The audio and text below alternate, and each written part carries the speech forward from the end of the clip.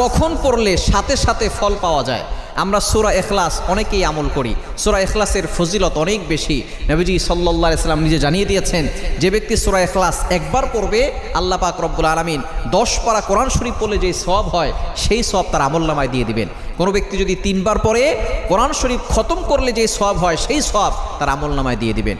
শুধু তাই নয়, নবীজি সাল্লাল্লাহু আলাইহি ওয়াসাল্লাম আরও জানিয়ে দিয়েছেন, যে ব্যক্তি সূরা ইখলাস 10 বার পড়বে আল্লাহ তাআলা জান্নাতে তার জন্য একটা প্রাসাদ নির্মাণ করে দিবেন।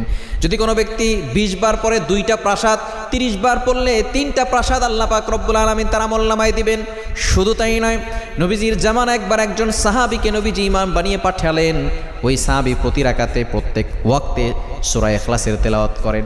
সাহাবায়ে কেরাম অভিযোগ করলেন, ইয়া রাসূলুল্লাহ, ইয়া হাবিবাল্লাহ, আপনার এই সাহাবী প্রত্যেক ওয়াক্তে সূরা ইখলাস পড়ে, আপনার এই সাহাবী কেন সূরা ইখলাস পড়ে?